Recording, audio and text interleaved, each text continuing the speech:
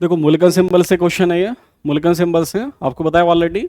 पाई orbital आपको देखना है कि इसका मुल्कन सिंबल क्या होगा इसमें से, और सिस ब्यूटाडाइन का मॉलिक्यूल है, तो इस तरह का फ्रेमवर्क बनाओगे आप। पाई ऑर्बिटल्स की सिमेट्री आपको गिवन है।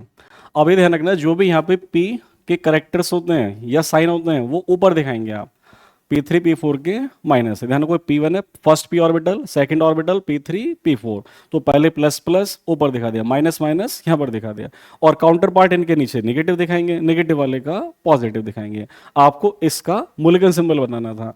और ध्यान से देखो, आपको ये 4 एलिमेंट दिया हुआ है, EC2 सिग्मा V और सिग्मा V डैश। ठीक है, तो देख लेते हैं कौन सी सिमेट्री कौन सी नहीं है। तो देखो E का तो 1 ही लिखेंगे, कोई फाइट ही नहीं है, सभी ऑप्शन में 1 दिया हुआ है। अब आपको देखना है इसमें C2 होगा तो यहां पर 1 लिखेंगे, और नहीं होगा तो -1 लिखेंगे। सिग्मा भी होगा तो 1 लिखेंगे, यदि सिग्मा भी एब्सेंट है -1 लिखेंगे। सिग्मा भी डैश है तो 1 लिखेंगे, नहीं है तो -1 लिखेंगे। मैंने पहले 1 लिख दिया है। अब जो प्रेजेंट होगा उसके लिए +1 लिखेंगे, जो एब्सेंट होगा उसके लिए -1 लिखेंगे। और देखो मॉलिक्यूल का मॉडल ये, देखो इस तरह का हमने कोवलेंट बॉन्ड दिखा दिया, केवल सिंगल बॉन्ड। ये ब्यूटाडाइन मॉलिक्यूल, सिस ब्यूटाडाइन, कार्बन कार्बन कार्बन, इस तरह से सब दिखाया हुआ देखो। और ये जो प्लस वाले लोग थे ऊपर दिखा दिए हैं। ठीक है, अब ये ध्यान रखना, फर्स्ट इधर से स्टार्ट किया P1, आप नंबरिंग करना चाहते हैं तो ये P1 है, ये P2 है, ये P3 और ये P4 है, इस तरह से कर लेंगे आप। ठीक है, हाँ, तो देखो हमने प्लस वाला दिखा दिया, केवल नीचे माइनस वाला नहीं दिखाया हुआ है, इससे प्लस दिखा दिया ऊपर, और अगले दो के जो प्लस हैं वो एक्चुअली नीचे हैं। तो ये जो ऑर्बिटल दिया हुआ है इसको आप 3D में ऐसे विजुलाइज करेंगे, इस तरह का दिया हुआ देखो। ठीक है, विजिबल है शायद, हाँ, ऐसे देखेंगे इसको आप। ये विजिबल नहीं तो मैं बैकग्राउंड में ब्लैक कर देता हूँ, इस तरह का देखो, आप दिख रहा होगा आपको।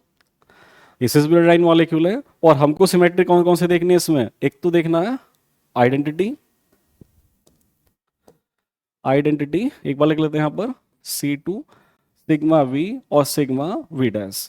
यदि प्रेजेंट है तो +1, एब्सेंट है तो -1, ये बेसिक हमको चेक करना है। तो देखो ध्यान से, इस मॉडल में या जो हमको स्ट्रक्चर दिया हुआ है उसमें C2 होगी या नहीं होगी, तो देखो होगी C2। C2 कहाँ से, C2 यहाँ से होगी, इस वाले एक्सिस से, इसका और रोटेशन ऐसा होगा।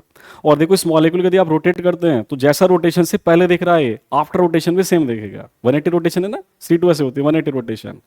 तो यहाँ पर पहले भी प्लस था और आफ्टर रोटेशन में यहाँ पर एनी हाउ प्लस ही आ रहा है, तो C2 प्रेजेंट है, और प्रेजेंट है तो 1 ही लिखेंगे।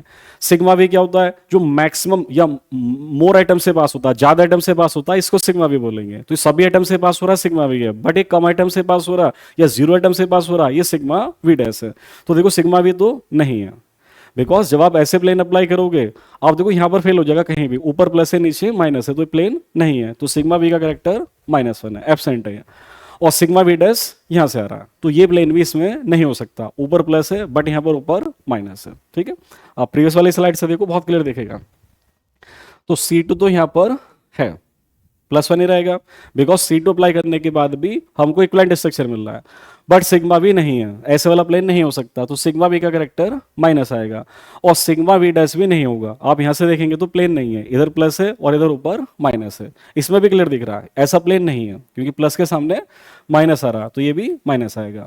अब देख लो 1 1 -1 -1, 1 1 -1 -1 किससे मैच कर गया, A2 से। तो ये राइट आंसर A2 हो जाएगा, और A2 का ऑप्शन कौन सा है, बी है। तो इस क्वेश्चन का राइट आंसर बी होगा।